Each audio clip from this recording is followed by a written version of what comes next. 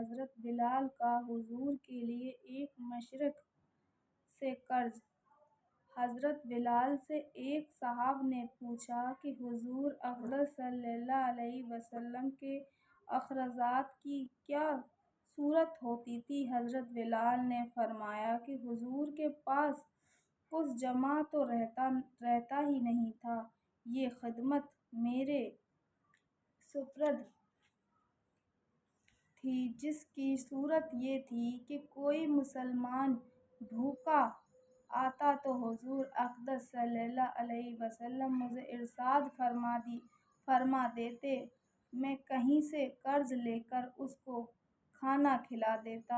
کوئی ننگا آتا تو مجھے ارشاد فرما دیتے، میں کسی سے قرض لے کر اس کو کپڑا بنا دیتا۔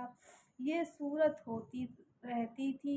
ایک مرتبہ ایک مشرق مجھے ملا، اس نے مجھ سے کہا کہ مجھے وسعت اور ثروت حاصل ہے تو کسی سے قرض نہ لیا کر، جب ضرورت ہوا کرے مجھ ہی سے قرض لے لیا کر۔ میں نے کہا، اس سے بہتر کیا ہوگا، اس سے قرض لینا شروع کر دیا جب ارشاد عالی ہوتا اس سے قرض لے آیا کرتا اور ارشاد والا کی تعمیل کر دیتا۔ ایک مرتبہ میں وضو کر کے اذان کہنے کے لیے کھڑا ہی تھا کہ وہی مشرق ایک جماعت کے ساتھ آیا اور کہنے لگا، اور حبشی میں ادھر متوج ہوا تو ایک دم بے تحاشا گالیاں دینے لگا اور برا بھلا جو من میں آیا کہا، اور کہنے لگا کہ مہینے ختم ہونے میں کتنے دن باقی ہیں؟ میں نے کہا، قریب ختم کے ہیں۔ کہنے لگا کہ 4 دن باقی ہیں، اگر مہینے کے ختم تک میرا سب قرض ادا نہ کیا تو تجھے اپنے قرض میں غلام بناؤں گا اور اسی طرح بکریاں چراتا پھرے گا جیسے پہلے تھا۔ یہ کہہ کر چلا گیا۔ مجھ پر دن بھر جو گزرنا چاہیے تھا وہی گزرا۔ تمام دن رنج و صدمے شور رہا اور عشاء کی نماز کے بعد حضور کی خدمت میں تنہائی میں حاضر ہوا اور سارا قصہ سنایا اور عرض کیا کہ یا رسول اللہ، نہ آپ کے پاس اس وقت ادا کرنے کو فوری انتظام ہے اور نہ کھڑے کھڑے میں کوئی انتظام کر سکتا ہوں، وہ ذلیل کرے گا، اس لیے اگر اجازت ہو تو اتنے قرض اتارنے کا انتظام ہو میں کہیں روپوش ہو جاؤں۔ جب آپ کے پاس کرے گا، اس لیے اگر اجازت ہو تو اتنے قرض اتارنے کا انتظام ہو کہ میں کہیں روپوش ہو جاؤں۔ جب آپ کے پاس کہیں سے کچھ آ جائے گا میں حاضر ہو جاؤں گا۔ یہ عرض کر کے میں گھر آیا، توار لی، ڈھال اٹھائی، جوتا اٹھایا، یہی سامان سفر تھا اور صبح ہونے کا انتظار کرتا رہا کہ صبح کے قریب کہیں چلا جاؤں گا۔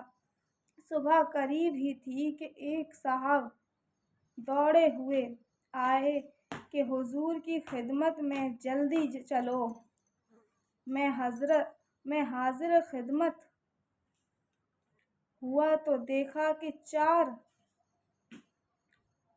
اونٹنیاں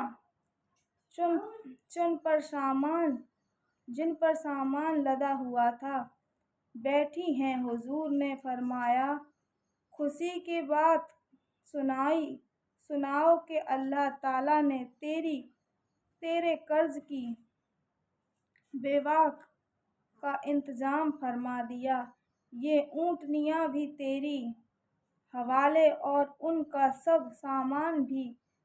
فرق کہ ریسی نے یہ نذرانہ مجھے بھیجا ہے، میں نے اللہ کا شکر ادا کیا اور خوشی خوشی ان کو لے کر گیا اور سارا قرض ادا کر کے واپس آیا۔ حضور اقدس صلی اللہ علیہ وسلم اپنے مسجد میں انتظار فرما رہے تھے۔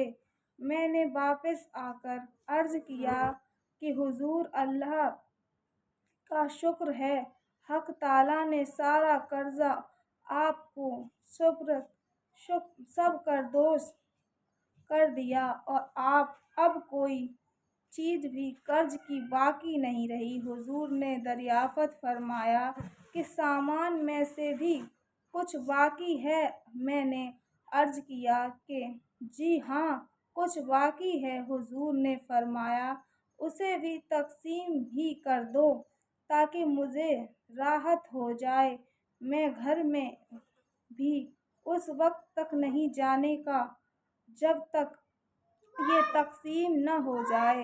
تمام دن گزر جانے کے بعد عشاء کی نماز فارغت پر حضور نے دریافت فرمایا کہ وہ بچا ہوا مال تقسیم ہو گیا یا نہیں؟ میں نے عرض کیا کہ کچھ موجود ہے، ضرورت مند آئے نہیں تو حضور نے مسجد ہی میں آرام فرمایا۔ دوسرے دن عشاء کے بعد پھر حضور نے فرمایا کہو جی کچھ ہے؟ میں نے عرض کیا کہ اللہ ذی الشان نے آپ کو راحت عطا فرمائی کہ وہ سب نمٹ گیا۔ حضور نے اللہ ذی الجلال کی خدمت میں وثنا فرمائی۔ حضور کو یہ ڈر ہوا کہ خدا نخواستہ موت آ جائے اور کچھ حصہ مال کا آپ کے ملک میں رہے۔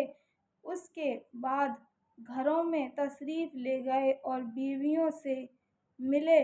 پھر اللہ والوں کی یہ بھی خواہش رہتی ہے کہ ان کے ملک میں مال متاع کچھ نہ رہے۔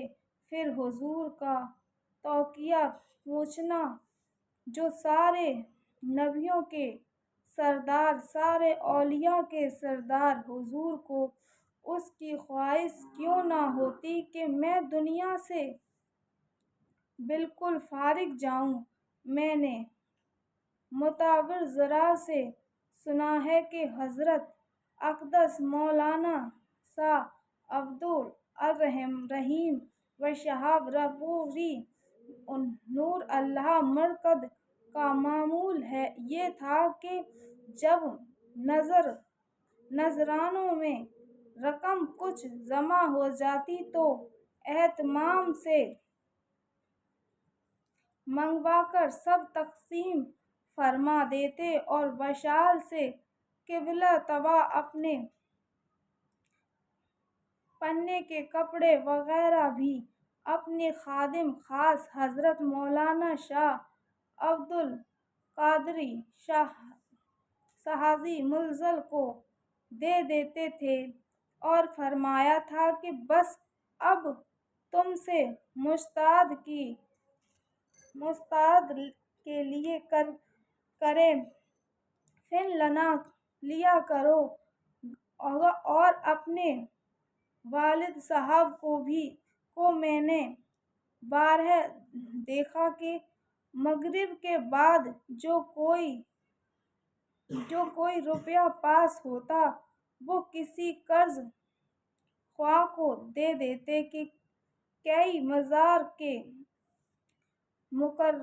مقررز تھے اور یہ فرمایا کرتے کہ یہ جھگڑے کی چیز ہے، رات کو اپنے پاس نہیں رکھتا۔ اس نوع کے بہت سے حالات کور کے ہیں، مگر یہ ضروری نہیں کہ ہر چیز کا ایک ہی رنگ ہو۔ ہمیشہ شہی کے المون مختلف ہوتے ہیں اور چمن کے پھولوں میں ہر پھول کی صورت سیرت ممتاز ہوتی ہے۔